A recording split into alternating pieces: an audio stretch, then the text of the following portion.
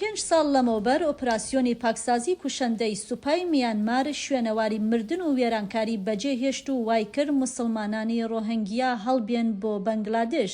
لەو کاتەوە پەنابەرانی ڕۆهینگیا لە کەمپە قەرەباڵغەکاندا بەو هیوایە شەو ڕۆژیان تێدەپەڕێنن کە دادپەروەری و لێپرسینەوە لەمەڕ ئەو تاوانانە بکرێ کە لەلایەن ئەنجومەنی سەربازی میانمارەوە بەرامبەریان کراوە.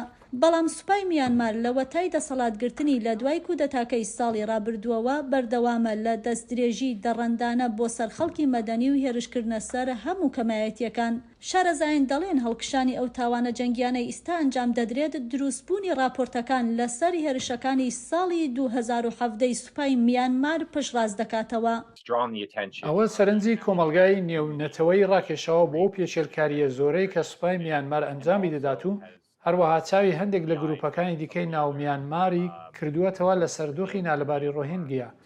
ئەو گروپانەی کە پێشتر باوەڕیان بەوە نەبوو کە ئەنجومەنی سەربازی میانمار لە دژی خەڵکی ڕۆهینگیا چیان کردووە و باوەڕیان بە درۆکانی سوپای میانمار کرد بوو. هاوکات ژیان لە کەمپەکاندا بۆ پەنابەرانی ڕۆهینگیا کە هاووڵاتی هیچ وڵاتێکی دیکەیان نییە تا دێت سەخت و دژوارتر دەبێت. لە سەردانێکی ئەم مانگەی میشێل باچڵێ لە نەتەوە یەکگرتوەکان بۆ گفتوگۆ لەگەڵ نوێنەرانی ڕۆهینگیا باسی گەڕانەوەی خەڵکی ڕۆهینگیا کرا بۆ زەیدی خۆیان و زۆری نەشیان هاوڕابوون لەسەر ئەو بابەتە.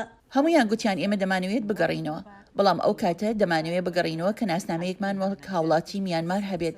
ئەو کاتەی ڕێز لە مەفەکانمان بگیرێت و بتوانین جارێکی دیکە بژێوی ژیانمان دابین بکەین و ببینەوە بە خاوەنی خاکی خۆمان و بتوانین هەست بکەین کە بەشێکین لە وڵاتە.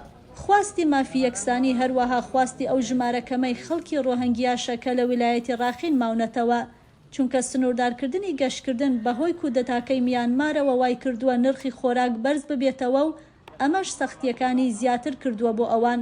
کارمەندێکی فریاگوزاری ڕۆهینگیا لە ویلایەتی ڕاخین کە نەیویستووە بەهۆی نیگەرانی ئەمنیەوە ڕوخساری خۆی پیشان بدا، باس لە هەڵسەنگاندنی خۆی دەکا بۆ بەڵێنەکانی دەسەڵاتی میانمار سەبارەت بە دابینکردنی ماڵ و هەلیکار بۆ خەڵکی ڕۆهینگیا لە ئەگەری گەڕانەوەیان بۆ وڵاتەکە. زۆر قورسە و دەتوانم بڵێم دەرفەتی زۆر کەم بۆ ڕۆهینگاکان لە میانمار هەیە. لە میانمار و ماونداودا دەتوانم بڵێم هیچ ئامادەکاریەک بۆ گەڕانەوەی خەڵکەکە نەکراوە. مانگی ڕابردوو دادگای نێودەوڵەتی دوای ڕەتکردنەوەی ناڕەزایەتیەکانی دەسەڵاتی سەربازی میانمار ڕێگەیدا دۆسیەک سەبارەت بەوەی کە گوایە میانمار کردەوەی کۆمەڵکوژی دژی ڕۆهینگیا ئەنجامداوە بەردەوام بێت لەو دادگایەدا. دەبنەڕەتدا پرسی چاوپۆشی لە سزادان بۆ ئەنجومەنی سەربازی میانمار دەبێت لە ڕێگەی کردەوەی نێودەوڵەتی هاوبەش و سزای هەماهەنگەوە چارەسەر بکرێت. لەوانەش لە کەرتەکانی نەوت و گازدا و هەروەها گەماڕۆی چەک و دواتریش ڕاگررتنی یارمەتیە مرۆیەکان و لێپرسینەوەی دەسەڵاتدارانیش. هاوکاتی بەرەو پێشچوونی خاوی پرۆسەی دادپەروەری گەلی ڕۆهینگیا ڕۆژ بە ڕۆژ مەترسیەکانی بەردەمیان لە هەڵکشاندایە، چ ئەوانەی لە بەنگلادێشن و چ ئەوانەش کە لە میانمار دەژین. بۆ ستیڤ سەنفۆرد، بەفراوی نووری، دەنگی ئەمریکا، واشنگتۆن.